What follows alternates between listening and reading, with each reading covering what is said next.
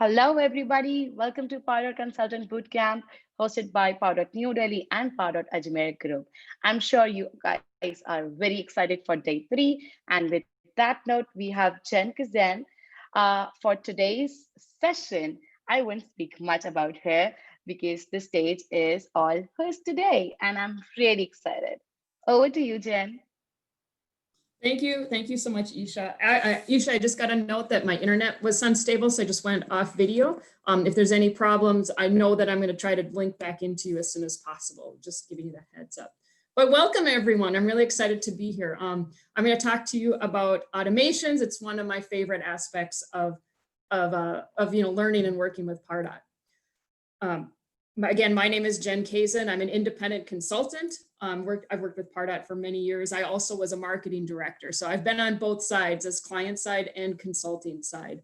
If you haven't already, please feel free to find me on LinkedIn. I post a lot on LinkedIn. I also have a website if you're interested in connecting. There's a lot of Pardot articles that I have posted because, again, trying to help everyone get through some of the challenging aspects of learning Pardot.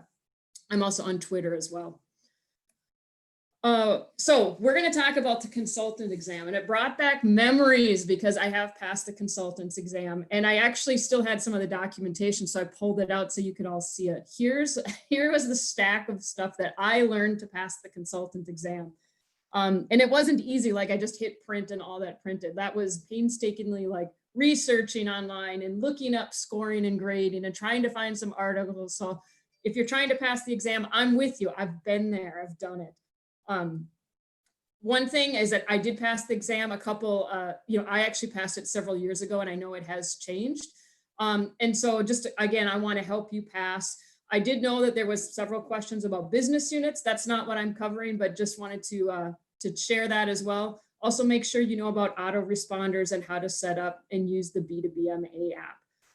So again, just trying to give you a couple pieces of advice that I know that I've talked to, because again, I hadn't taken the exam, so I talked to someone who recently did, and those were 2 pieces of information. And again, just trying to share that. The other tip I have is be bold about taking the decision to take the exam. I know for myself, when I study, I think, okay, I'm not going to take the exam until I know I can pass. And I say be brave with that, because I didn't pass it the first time. And what I did is that, for instance, I knew what scoring and grading was, but then once I took the test, I realized I needed to know it a lot better. So then I actually studied more on that. And I think that actually reduced my study time. So it does cost more to take the exam more than once, but I also think that I benefited because I actually went at it a second time and I knew what to study. So I also have a few items here. I do have some Pardot screenshots at the end. Remember when I was studying that, I didn't have access to the app. And so some of you may be in the same situation. So if the presentation gets shared, I'm not going to go through the slides, but at the end is just some screenshots of generic, like, here's what all the navigation pages look like. And I remember that I think that helped me because I could visually navigate and kind of understand things once I could see it. I'm advising you to pay attention because we will play a game at the end based on what you're learning. There is a prize. So I have a code for a free Salesforce consulting exam. So it's about $200 in value. So again, I thought that was really fitting for this team and for the group of people here. So like I said, take notes, pay attention.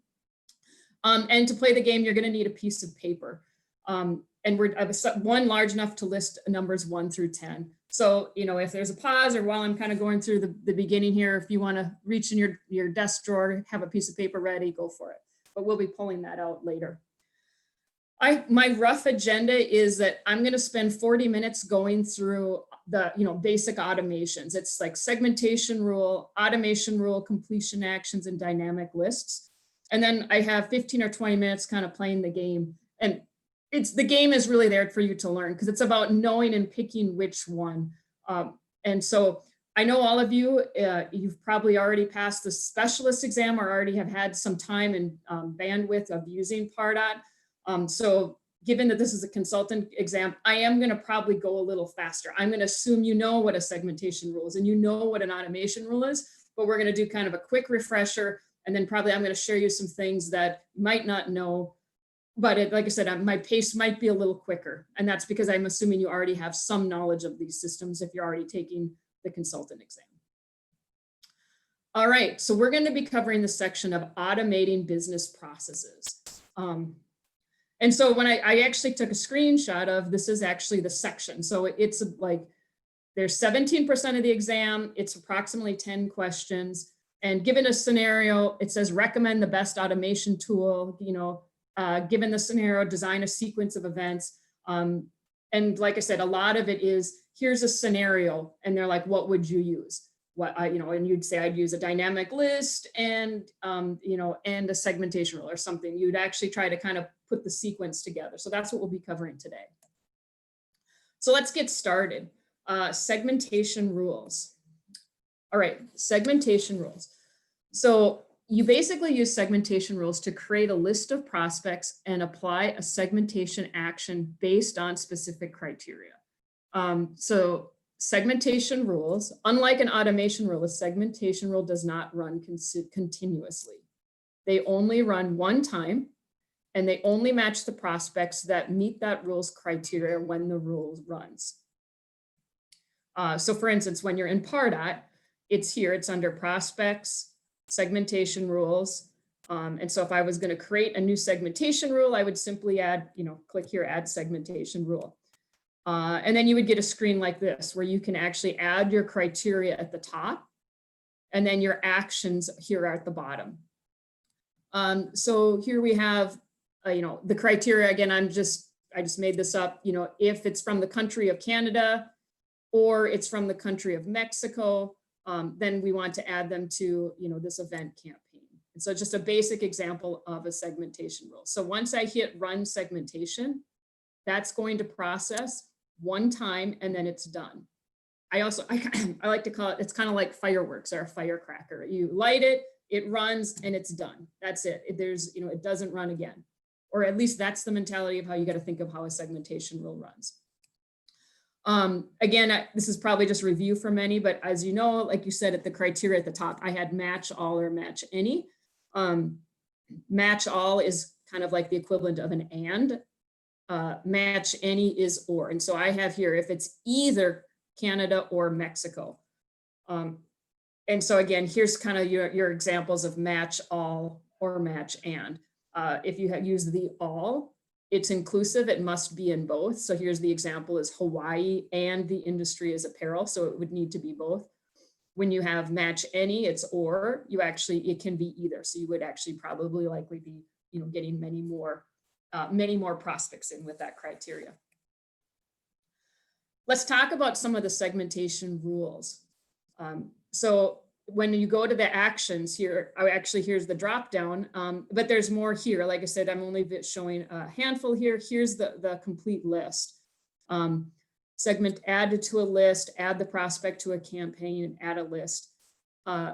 Practically, I'm just, because I'm using Pardot all the time and I'm working with clients, I most often use segmentation rules to add to a list or add to a Salesforce campaign. I would say those are the two most commonly used for segmentation rules, but there are other choices here as well. Honestly, just because there's only 7, it's easy to kind of remember. Here's just a quick note as well. Again, this is probably more of a usage item, but then also, if you have custom fields, the drop down here is you got to add the prospect custom field as a choice. So for instance, if you're a company, let's say you plan a lot of events, you might have a custom field for, time meeting slot, and there's early, midday, or evening as their choices. So that's an example of a custom field. So if I was going to choose criteria for that custom field, you got to make sure you can find that custom field with the prospect custom field dropdown. If you're using a default field, something like job title or industry or email, those are common fields that are already connected. Those are considered default fields. So if you're creating any criteria with a default field, like I said, you choose that in the first dropdown, and then you will find the default fields there. So here we are, like I said, here's just one other quick example, and I'm sharing some little bit of extra things too. Sometimes people don't understand or know this. With a segmentation rule, you can also separate any values by semicolons. So what this segmentation rule is doing is it's saying if the email contains Yahoo, Gmail, or AOL, a lot of times, sometimes I see with clients is they will actually have 3 rows that'll say email contains Yahoo. Then the next line down says email contains Gmail. And you actually don't have to do that. You can actually separate them by semicolons. And sometimes if you don't know that, it's a big aha moment because it saves a lot of rule creations here. Now let's talk about automation rules. So automation rules, here's something like I always tell my clients, you got to be careful with them. And here's an example of why. This was early on, actually, this was the summer. I had a client who messaged me and said, hey, I've broken the Pardot. That's what he told me. He said, I've assigned thousands of prospects on a rule and I need some help. And so basically he ran an automation rule and it ran and it obviously did something he didn't expect. And I'm like, did you just assign thousands of prospects? And he's like, I have no idea. And he was really nervous. And he said, if you have time, can we hop on and fix this morning? And absolutely we did. And he actually did. He accidentally signed about 20,000 prospects to sales inadvertently. So I don't share this to scare you. I just share you that, like I said, it's one of the most powerful tools in Pardot. And you always want to make sure that you are reviewing it. So whenever I create an automation rule, it's always in the pause mode. And I always preview the matches to make sure it's what I expect. You know, in my mind, I usually think I'm probably going to get about 1,200. If I got 20,000, I would definitely be editing that rule and looking further to see what did I miss in my criteria, because it's obviously pulling in way more than I expected. So just want to be careful with those automation rules. You can find the automation rules here in Pardot. It's under the automations tab and it's in automation rules. And then there's a button here that says new. But automation rules, they really are the heavy lifters. Depending on the Pardot tier that you have, you can have anywhere from 50 to 150 automation rules. They are the most comprehensive tool that is offered by Pardot. It allows you to perform the most variety of certain tasks. One big difference with automation rules is that they run continuously. So they're constantly looking for prospects who match the rule. And so that's one thing that makes them very different than a segmentation rule. Segmentation rule runs one time. Automation rule, you can set the criteria and it's going to run continuously. It is also retroactive. So if you say, I want to know how many people attended a webinar and you don't specify the webinar and you've been doing webinars for 3 years, you're literally going to get everyone from the first person who did that webinar is going to pull into your automation rules. And that's why, like I said, it's really important and wise to always preview your matches first. So automations of rules, just like a segmentation rule, it's built from criteria and action. The criteria is what sorts through your database for you, and then the action is applied when you're matching the criteria. And it has the same match all, match any criteria as well. Like you said, looks familiar, right? So the automation rule, what's nice, it looks just like your segmentation rule. So it's not like you're learning something new or different. They still have the match all or match any. And like you said, this one here is saying, if it's industry, apparel, and Hawaii, those are the 2 criteria. Let's talk about rule groups. You'll see this in some of the other automations as well. But a rule group, basically it's within an automation rule, and it allows you to construct combinations of criteria while reducing the restriction of kind of some of the match all and match any. So it's kind of like when you're doing a Salesforce report and it allows you to kind of put the parentheses together. So you can actually do a small rule group and then it actually, within a larger one. So basically it allows for the flexibility for users to combine multi-part rules that would have previously been 2 separate rules. And so, like I said, you probably will know when you need to do it because you're going to have to stop and think. And you're like, I need to know if it's a vice president and president. So the criteria might be VP or the word vice president. So it could be either one of those. Once it matches there, you're like, okay, now, and then I also want to know if it's from a certain geography. So you would do a rule group on, like I said, the job title. Once that rule was created, then you can test again, kind of like against a geography to pull in the criteria. Just like, so automation rules also have actions. And like I said, here is an example of some of the actions. So when I go to the automation rule and I click on the actions, you can see a long list here. This is just a screenshot. But like I said, if I could scroll, I would be pulling the scroll bar down below here. But here are the actions. So you can see there's quite a few things that you can do with an automation rule. Like adding to a list, adding the prospect score. You know, the more you use Pardot, the more these become just second nature. It becomes very obvious in terms of which ones to use.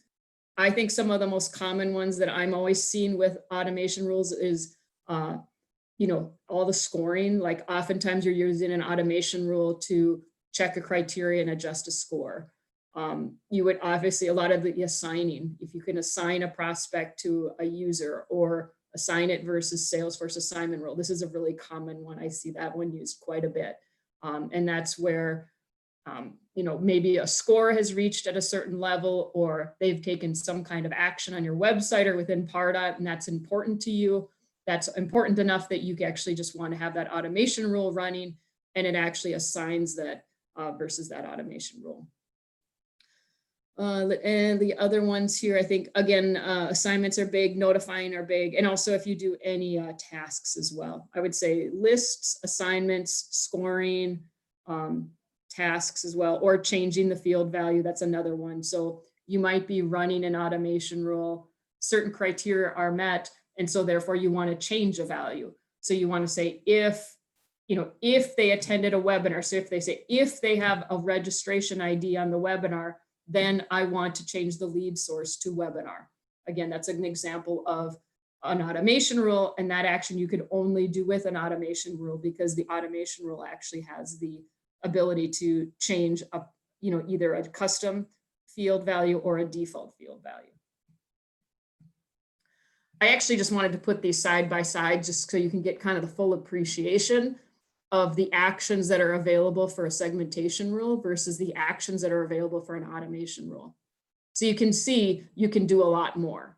And that's why I kind of say it's a bigger, you know, it's kind of heavy hitter. With a segmentation rule, the worst thing you can do is you might have prospects added to the wrong campaign, or, you know, your list might be accurate. Whereas like you could see if you do the automation rule incorrectly, you know, you could accidentally assign a whole bunch of people to Salesforce. You could actually, you're going to be changing data in the database.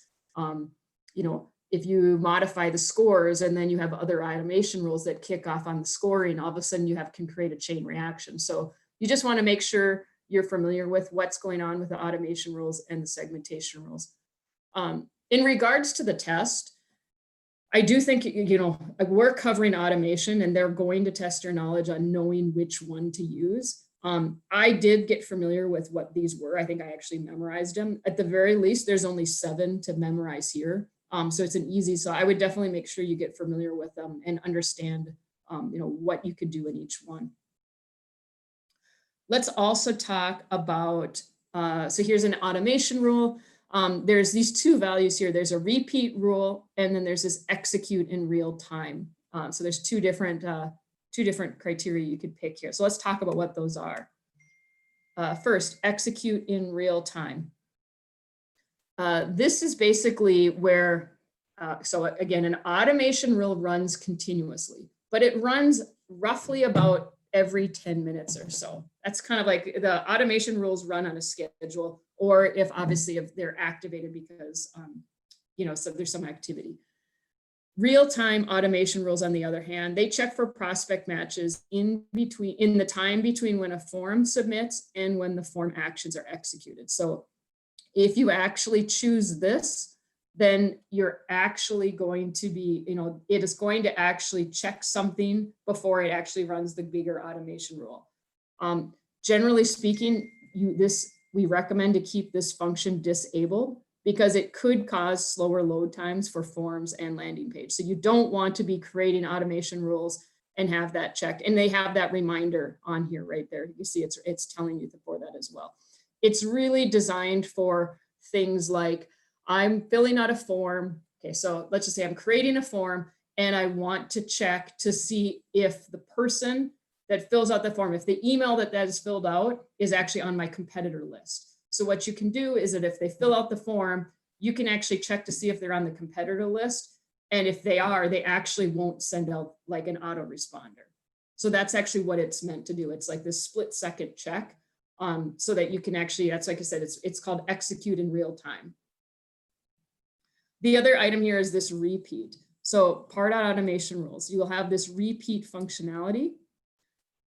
And this is a new feature that allows the user to determine if an automation rule should be allowed to match more than once. So generally speaking, an automation rule matches one time. So once somebody matches an automation rule, that's it. You're done, unless you click this repeat button. So let's just say I'll give you an example of when you would use this. So for instance, let's just say you built an automation rule, and you're going to use it for scoring. So let's just say if somebody's score goes above a certain level, let's say I'll use my example. This is for prospects who have content which gauged over 30 days, and it'll lower that score by 20 points.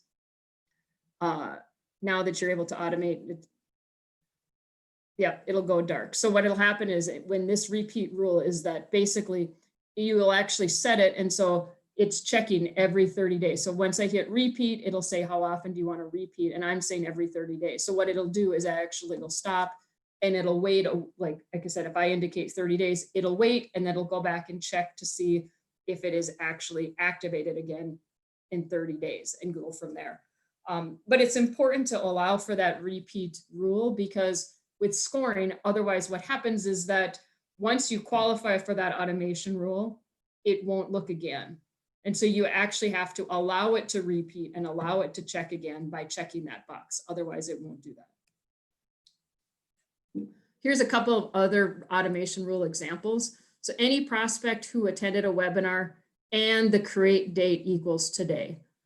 So I had an example of this is like I was working with a client and they did webinars. They did them about every other week. So we had lots of webinars. And so we actually had automation rules set up so that, you know, if somebody came in for their webinar and their create date, you know, was today, then we actually changed the lead source field to webinar. So we needed those criteria. And I could only do this with an automation rule because I needed the criteria at the top. So the today's date and, you know, again, I had identified the webinar and then also changing a field.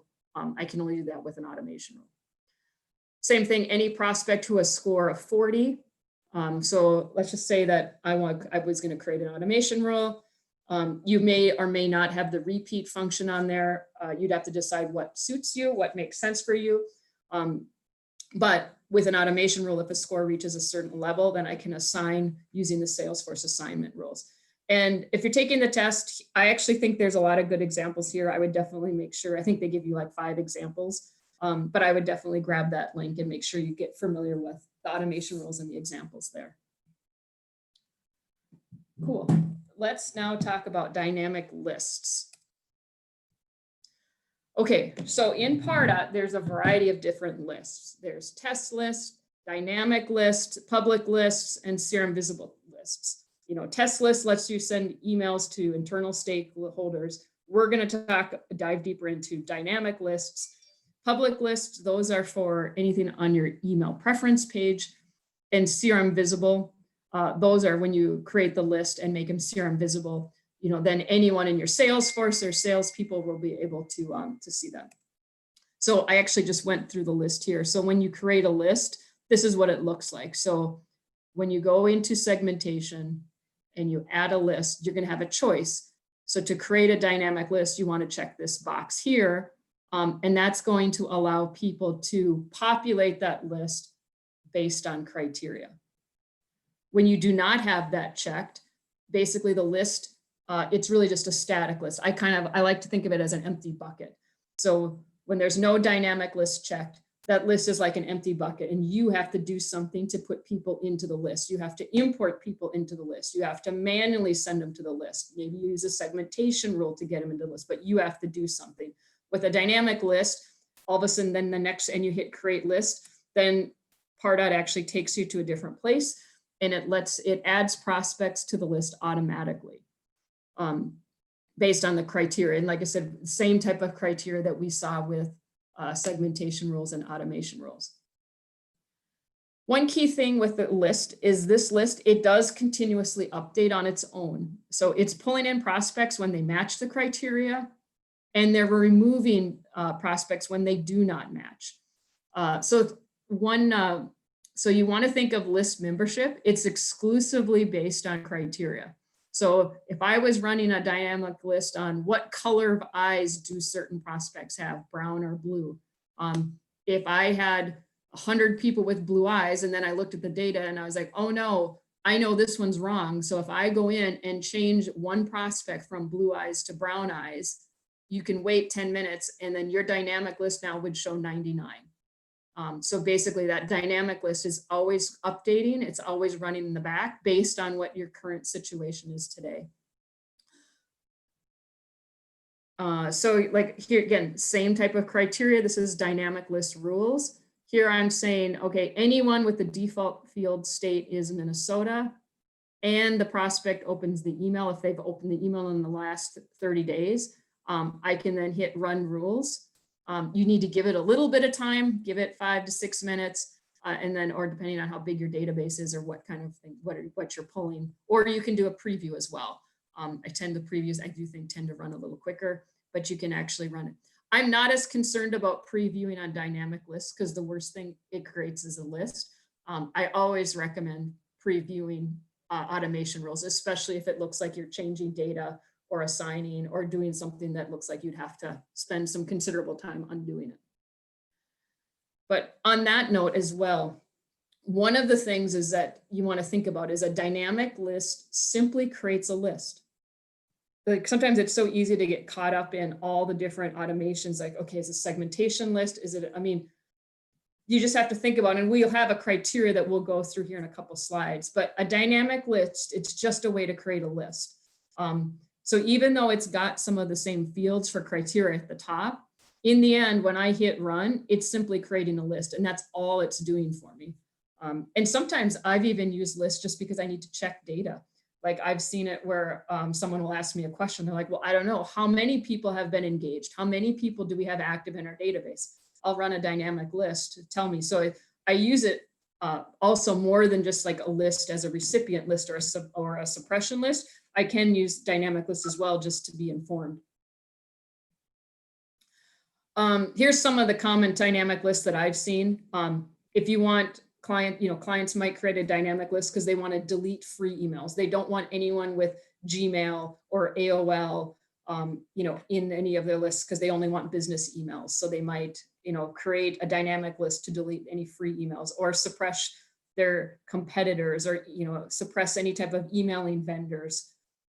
So like I said, there's a lot of different ways to use dynamic lists. We always think of it as who am I going to email, which is true. And that's very common. But there's also other ways to do it as well. The junk first name or last name submissions. We've used dynamic lists simply to, because we can clean up if people have been filling out forms and there's been a lot of junk entries. We use dynamic list to filter out junk first names or last names. And then we can simply delete those lists. So there's lots of reasons why people use them. Oh, and here's just a side note. This actually came from Laura Black, and I wanted to just share it with you again. So we might have some experienced consultants here, but I really like this idea. Like I said, a lot of times dynamic lists are created for suppression lists. And you can also create so you can create individual lists of competitors. Like I might have a competitor list or a vendor list, and those are my suppression lists. And then you can also make a single dynamic list of everyone you do not want. So this would be like a master suppression list based on, these are all, prospect list is a member of vendors or competitors. So these are all dynamic lists. So this is kind of like a master dynamic list of a bunch of smaller dynamic lists. So also it just kind of opens your mind of different ways of using dynamic lists. All right, completion actions. Okay, so Completion actions are a great way to automate some actions from a marketing element. So completion actions, they are basically, I always think of them kind of like as, this is just me, I always think of it as kind of like a timestamp. So anytime someone does an action, when you have a completion action, it simply will perform that, whatever, action it is prescribed instantly. So for instance, if you have a completion action on a form, when somebody submits a form, it's going to, it'll execute the completion action. If somebody fills out that form numerous times, if that form gets filled out 3 times in a day, that completion action is going to trigger 3 times. So one of the ways that defines a completion action is it's kind of a defined trigger. For example, like I said, you can add prospects to a list whenever they complete a form. So if the form is completed, at the end of the form submission, a completion action is added and they get added to a list. And you can do completion actions are available on forms, form handlers, files, custom redirects, emails, and page actions. I think most people are familiar with completion actions because they're on emails. Because anytime someone has sent an email, when you scroll to the bottom, it'll say completion actions, and it'll be like, if somebody opens this email, if somebody clicks on the email, you can decide what you want to do. Like maybe you're adjusting the score, or maybe you're adding to a campaign based on engagement, open versus clicking. And so I think that's where most people are familiar with completion actions. But again, you want to just think about it as the trigger, there's a trigger for it and they execute based on the trigger. That's very different than everything we've talked about previously, which have been triggered off criteria, right? We've been talking about certain types of fields, whether you're in a state or whether you're engaged or whether you have a certain score, whereas a completion action is strictly triggered off an action or an activity. Here's what it looks like. Here's what a completion action looks like on an email. So like I said, this takes action when a prospect opens the email or clicks on the email. So here's the click for clicks on the email. And then there's different choices here in the dropdown. So here's all of the different things you can do with a completion action. And so you can add tags, add to list, add to Salesforce campaign. There's scoring, assignments, notifying users, changing values. So there's quite a list for completion actions here. All of these things are items that you can do based on, like I said, whatever you specify. I most often see completion actions in, I would say at the bottom of the email, which is what you're seeing here. I think it's very, very common in forms. I think a very common combination with a completion action is filling out a form and sending an autoresponder email. So like I had mentioned earlier, I would definitely make sure you are getting familiar with how that functionality works, how autoresponder emails work. That's where you can just create an email, kind of an email template. And then upon a form submission, you simply create a completion action. So when somebody fills out a form, they're going to put in their name and their email, they'll submit the form. And then they're going to get an autoresponder email that says, hey, thanks, we got your submission. And then, whatever, we will contact you or we'll send you an email, whatever's in your autoresponder. But I would say that's the most common way. I also see a lot of completion actions on page actions. So for instance, let's say that you have a pricing page. So you have a website and you have a lot of different pages on your website, but you happen to have a pricing page. And that pricing page, it's kind of a big deal because that's where someone would go to get a quote. Your salespeople are probably really curious and they want to know if somebody is on a pricing page. And so what you can do is you can actually create a page action that has, okay, so if somebody lands on my pricing page, then I will want to notify sales. So then you can actually notify a certain salesperson, or you could adjust the score because maybe that's a pretty big action. So I want to add 30 points and, that might trip. And then of course the score itself might actually trip it into action if you have other automations going. So another key here is completion actions are not retroactive. they only apply to activities that happen after the completion is added. So like I had mentioned before, where previously we had talked about criteria, completion actions, we're looking for that trigger, like filling out a form, any type of action on an email or an action on a page action. Those are kind of the things that are triggering completion actions, and they execute every time they are triggered. And then if you have multiple completion actions on a marketing asset, the actions that affect other automations run first. So for example, let's say a form has these actions: assign to a user, notify a user, and set a custom field. Pardot's going to assign the prospect to the user first, then it's going to set the custom field value and then run any real-time related automations and then notify the user. So even if you have those in different orders, the Pardot actually is going to execute in a specific way. Okay, choosing the right automation rule. Okay, so this is the part where I actually think, this is where you, as a consultant for the consultant exam, it's harder. I think this is what makes the exam more challenging, the specialist. So with the specialist exam, you simply had to know, well, what is a segmentation rule? What is an automation rule? Or if they had some questions, they were pretty basic. I found that the consultant exam was challenging. They assumed you already knew it. They wanted to see your application. So that they would give you a question and you clearly, you had to truly understand it and apply your knowledge to get the correct answer. So there will be definitely questions that, they're going to provide a scenario and your choices are going to be one or more either, automation types or combinations of automations. And you'll have to think about what makes the most sense. So this is choosing the right automation rule. This is actually just taking it out of the Salesforce documentation. I think the link is on the next page, but choosing the appropriate automation tool for your needs. So here's one way to think about it. So if you think, is the rule based on the criteria or an action? If it's based on the action, use a completion.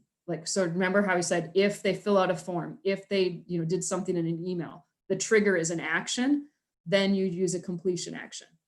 Okay, so you're like, okay, maybe now you're thinking, okay, it's a criteria. So then it's by criteria, you go to step 2. Is this a one-time automation rule? So if you say yes, remember that's a segmentation rule, right? Segmentation rules run one time. Okay, if the answer is no, then you go to step 3.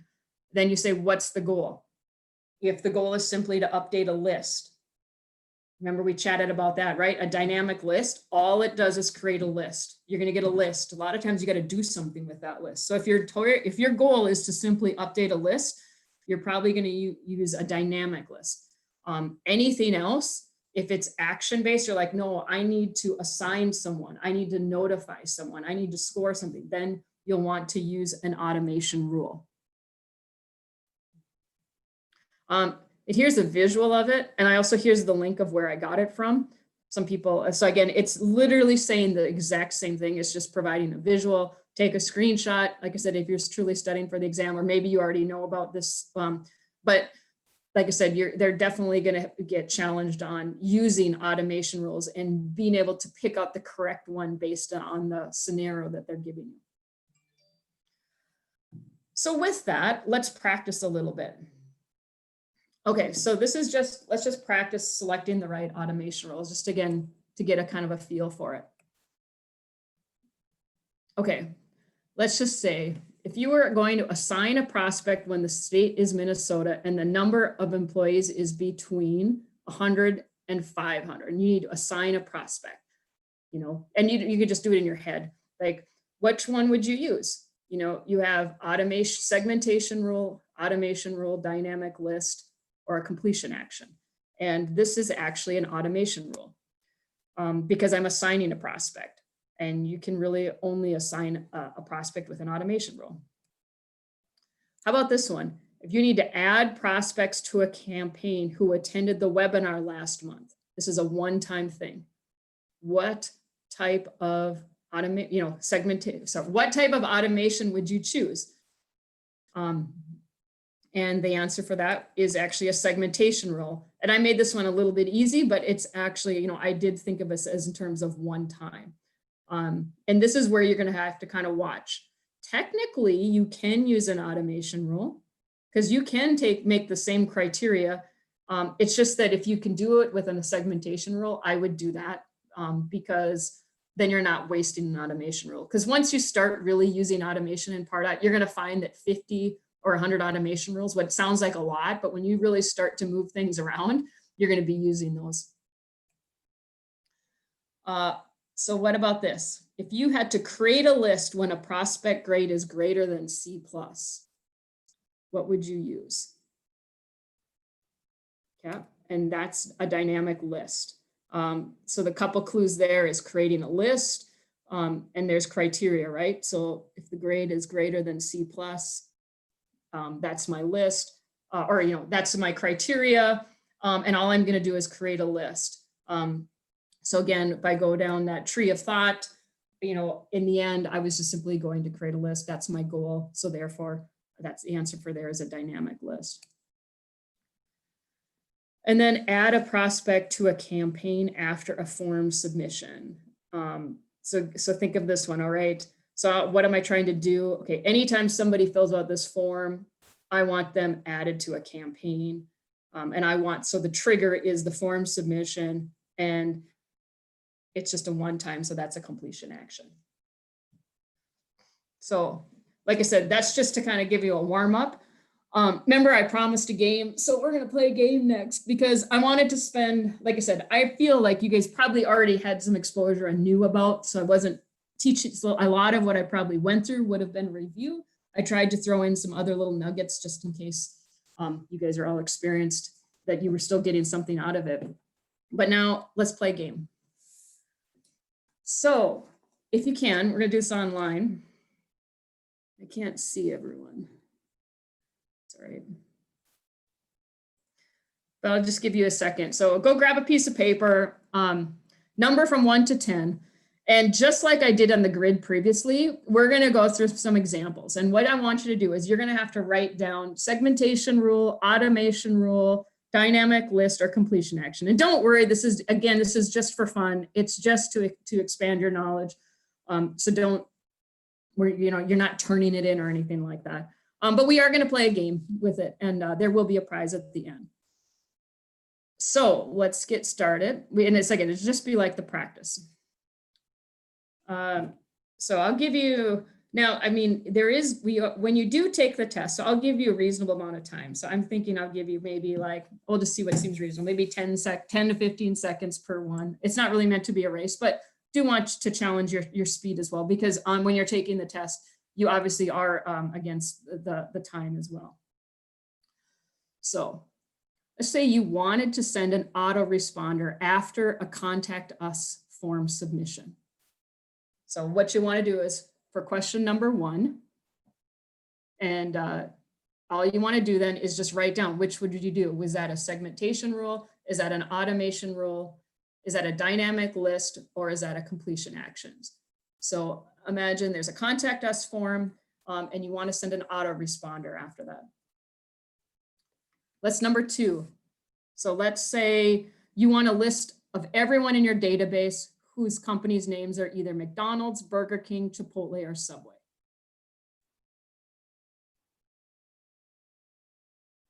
Write down for number 2, one of the 4 choices of automations. Okay, now, this one's a careful one, so look carefully. You want to create a list and add prospects who have a campaign member status of responded.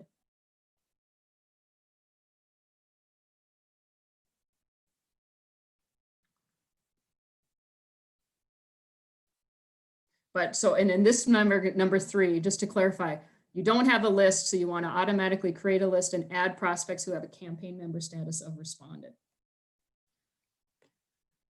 You want to assign a prospect to a user in a group.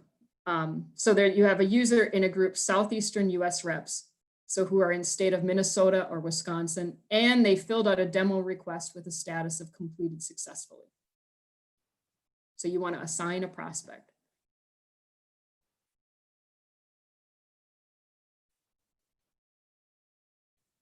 And number 5 is you want to adjust a score every time a prospect triggers a page action for going to a specific web page. Which automation would you use for that? Okay, so from here, here's the answers. So why don't you just take a look at your sheet and see how you did. The first one, let's just go through quick. Again, the key there, it's a form submission. You want to send an autoresponder after a form submission, right? That's a completion action. Like we said, the trigger is the form submission. Number 2, you want to create a list with everyone in your database. So the company names are McDonald's, Burger King, Chipotle, or Subway. That's a dynamic list because the cues there are it's a list. And then of course you would be using McDonald's, you would be typing those names in. You would be, again, just to kind of go further with it, you would be using the match any. So you were doing ORs, and you could do all that on one line with semicolons as well. Number 3 is actually a trick question. So I actually will also accept dynamic list on here, but I actually want to just show you, because just so that you don't get sidetracked on this, but with a segmentation rule, if the list is not created, you actually can create a list and add prospects. So if you go, I'm going to go back to it because I have time. And I'll just show you. So when I go here, these are all the different actions. You can actually add a list. So if you're creating a segmentation rule and you wanted to just add to create the list because you don't have the list, you can actually, it'll actually create the list and then add the people to it. But I'm going to accept both on that one.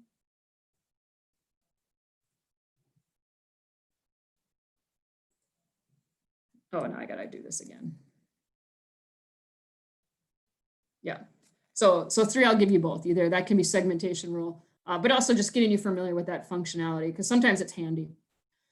Number 4, you want to assign the prospect to a user group. Again, that's an automation rule because you're assigning a prospect, right? You can only assign a prospect with an automation rule. You can't assign anyone with a segmentation rule. And then with the criteria there, that's clearly an automation rule.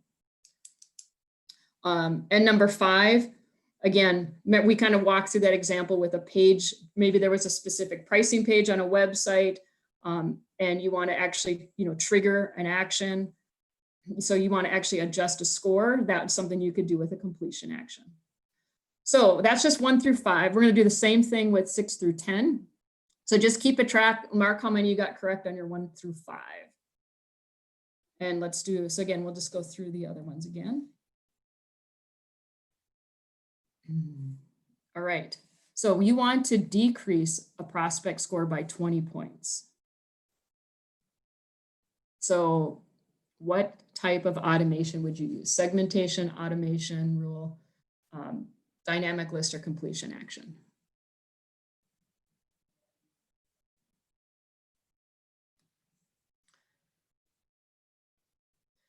Okay, which one would you choose for number 7? You want to add a prospects to a campaign who are on the attended webinar list. So in this scenario, imagine, you do a webinar with a third party. The third party now has sent you a list, and now you just need to add those prospects to a campaign because they sent you a spreadsheet. So now you need to add them to a list. Which automation would you use?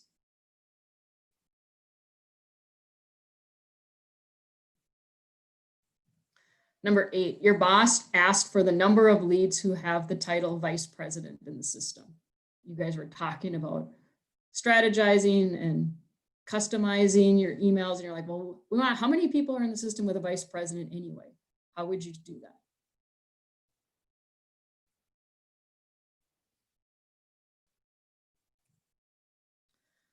that? Let's see here. If you want to notify a user when a prospect clicks in an email,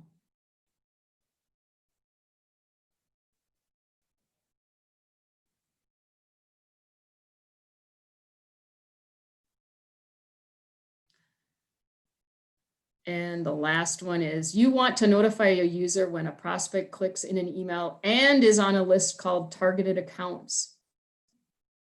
What would you do? So you want to notify a user with a prospect clicks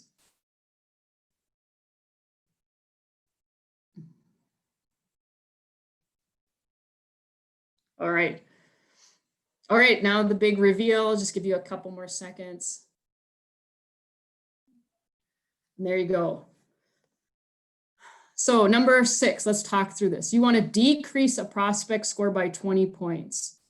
Again, you can, the only thing you can do with, the only way to decrease, well, yeah, when there's criteria and an action on scoring, say like a completion action, you can increase or decrease a score, but it's based off criteria. So that's the criteria, and then the score decrease makes that an automation rule.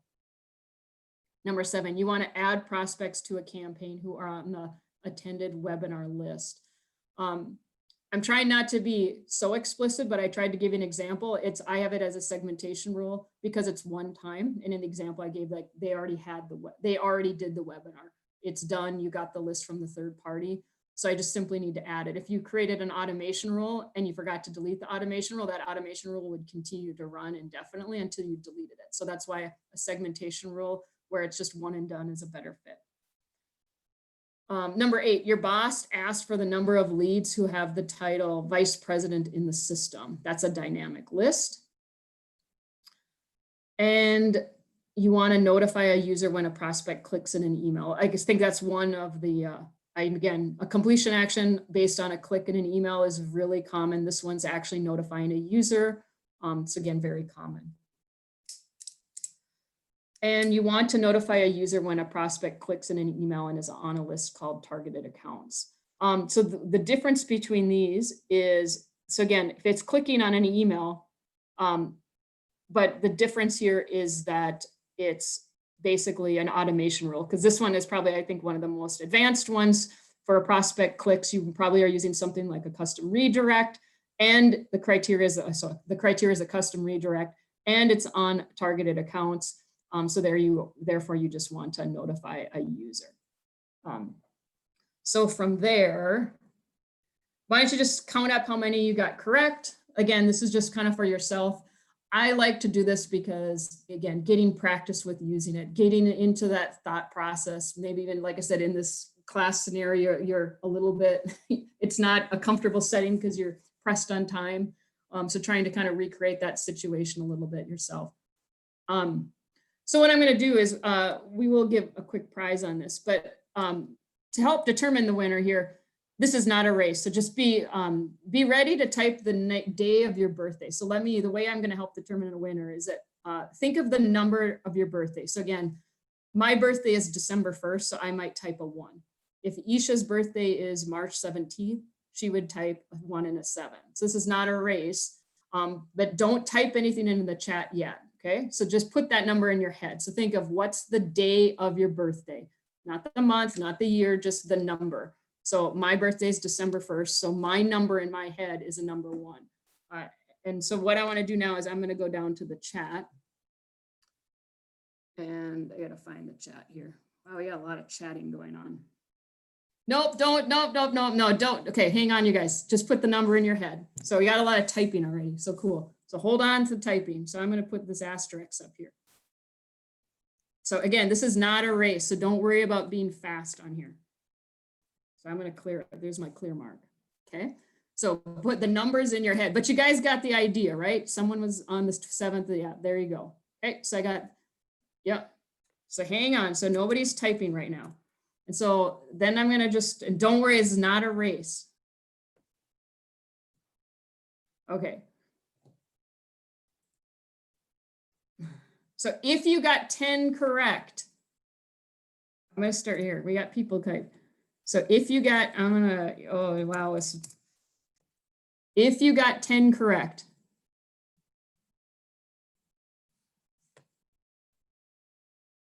so I got,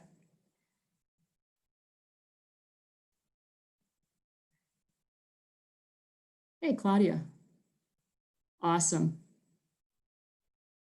All right, so it looks like I'm going through the list here. And like I said, this is just a fun way. Wow, there's a lot more people here than I would have guessed. So when I look at from my asterisks, I've got a 26, I've got a 15, a 15, a 16, an 11, a 3, a 30, and the winner is actually the lowest number. So I'm going to say I'm sorry if I'm not pronouncing your name right, but the Shashant Pandey, S-H-A-N-T, Pandy, we'll call that. I'm going to say that you Yeah, that's are Sushant Pandey. awesome. Thank you. Thanks for playing.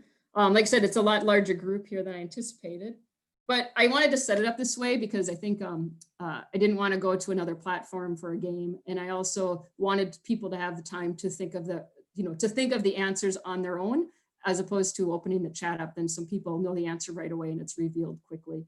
So this way it allowed you to think about the answer for yourself. And that's why I kind of designed it this way. But honestly, Isha, from here, oh, and so Shashant, what I'd like you to do then, my screen just froze here. There it is. So again, the winner would have the lowest score. So obviously the slide was the lowest day in the chat. That was Shashant Pandey. Shashant, can you just take a picture of your sheet? So just take your phone, take a screenshot of your sheet for me, and then just email me at Jen Kazin at greenkiddigital.com, and we'll hook you up with a code then. And so if you're taking the test, great, you're going to be set up. If you're not, obviously it's a code, so you can share it with somebody. But wow, there was a lot of chatter going on, Isha. So I don't know, like I said, I planned for an hour. It looks like I finished up here right at an hour, but I'm happy to stick around to answer any questions anyone has. Awesome, Jen. It was bomb. That's what I have in my mind, and that's what I have to say. Like the session, I was surprised that we have a quite number of good stable audience. You didn't even let the people go off your screen. So an amazing game at the end, just made it. I have one question that I chalked in the chat. Difference between repeat automation rule and dynamic list. Mohammed thinks like both are serving the same purpose. Would you like to share some thoughts over that? Yeah, it's a really good question. So a repeat automation rule versus a dynamic list. The thing that basically stands out to my mind though is a dynamic list is simply going to give you a list. Whereas an automation rule, you're right in the sense that the repeat automation rule is going to allow you to do it many more times so they can qualify and you can rerun that rule. But the difference is a dynamic list is still just going to give you a list. Whereas an automation rule, you're going to be able to do 27 different things. And that's where like scoring could come into play. Like if you wanted to do, some sophisticated scoring, that's not the dynamic list. You would definitely be doing, you need an automation rule with repeat. And I think that's one of the most common places where I see that happening.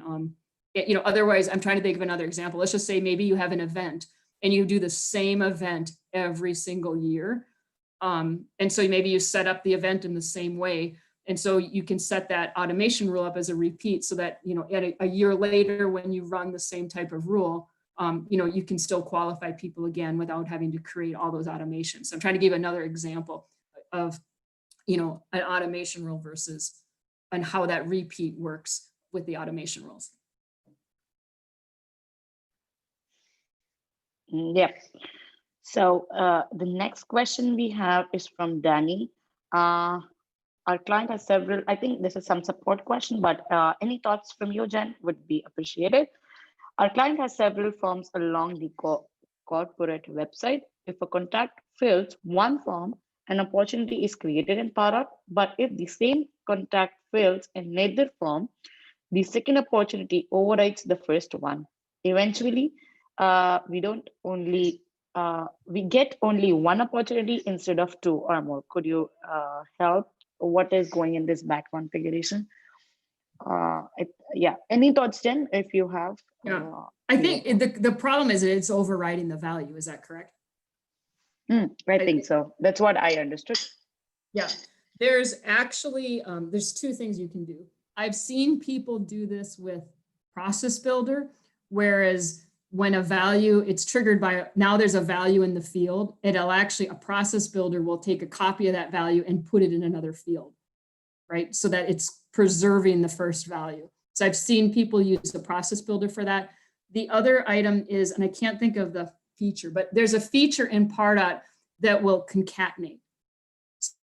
So when you activate, it's actually within the field itself. It may work for your situation. So the first value, value 1 would be captured. And then when the form is filled out again, you can have a comma, and then the second value is captured. I can't think of, it's like within the field itself. So if I can get back to you, Isha, I can, but I guess I wasn't prepared for that specific question, but I know those are at least 2 things that I would consider if I was in those shoes. I think it's display multiple values, now that I had to think twice. I think that's what it's called in the field.